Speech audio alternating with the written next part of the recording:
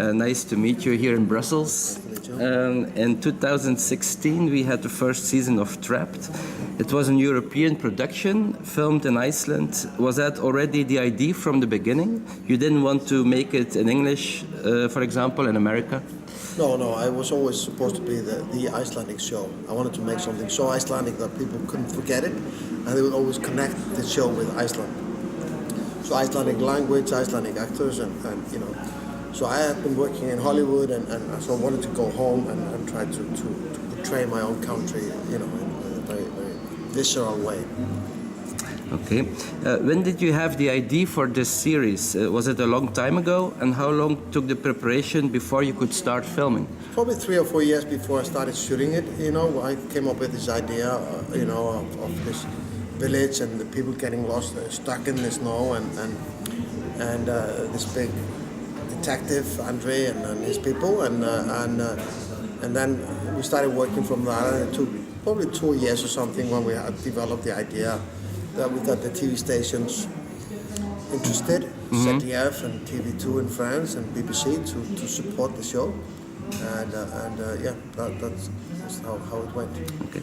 Was Olafur Dari Olafsson your first choice to play Police Inspector Andrey? Yes, he was always from the beginning. There was no one else who didn't even enter my mind.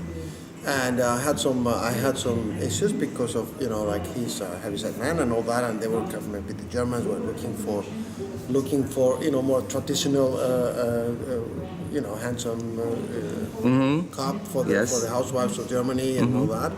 But I convinced them. First of all, he's a great actor and has a lot of charisma and charm, and I think no one regrets that, because I think, you know. Yeah, he does it very well. He's very loved and by man and woman, you know, and you know, I think that's you know, one of the kind of the approach I was interested in, to have it different, you know. Yes. And he's like Gerard Depardieu of Iceland in a way, you know. Was it originally planned to make a second season, or did you wait for your decision after the successful first season? We had to wait. Yeah. We had to wait, and because it was such a surprise. I mean, Icelandic television had never really gone anywhere, you know, abroad. And first of all, it was a huge success in our own country, the biggest show of Icelandic TV. Yeah. And then it took time to get screened. It sold pretty fast, but then it took time to get screened in those countries. And when the success was, you know, people realized it was we could go to the second season. But then we started writing, so it took another year until we started shooting. So hopefully, if 2 goes well as 1, we can go faster into 3. Okay. That was my next question. Yeah, because it's a bit long time between, you know. Okay. I've seen already the first 2 episodes of the second season. It looks quite different than the first season. Was that the main goal, to make something new, fresh, and not a copy of the first season? Yes, absolutely. I wanted to because, you know, I don't want to put everyone stuck in a snow pile the same way again, and I don't think that would have been very wise. So I wanted to create, and for me, Trapped was always a Western, you know. So I wanted to take that element further and show and give it what is special about Iceland again. It's the highlands, yes, and the power plants in the highlands. So I bring in the politics of that, and that brings in foreign workers. If you're building up, you know, that's one of the elements in Iceland, that we need foreign workers when we're building those dams, and they have very political, you know, hot potato. And then the farmers and who owns the land, and so it played very much into the politics of Iceland today, but also very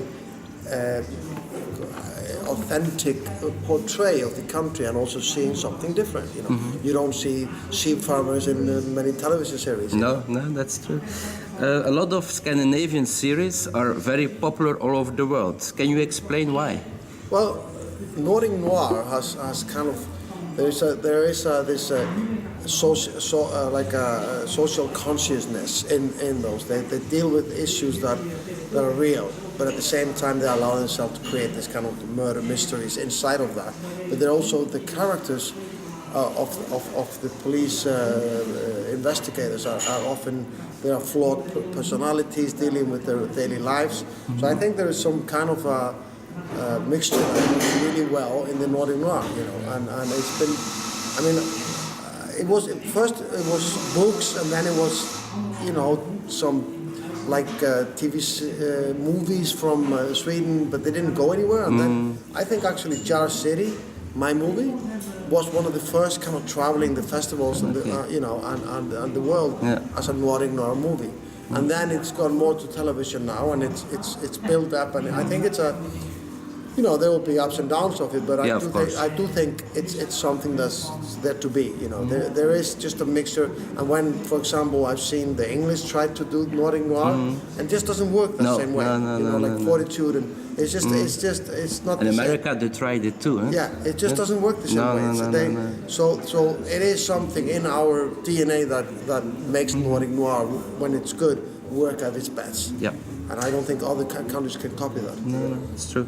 You've made already some successful movies. Can you describe in one sentence what each movie means to you personally? And we start with A Little Trip to Heaven. Little Trip to Heaven was my first English language film, and it was not a success. So that was a big learning curve, not to make films in America, happen in America, in Iceland. With more than one sentence. A second movie, Inhale.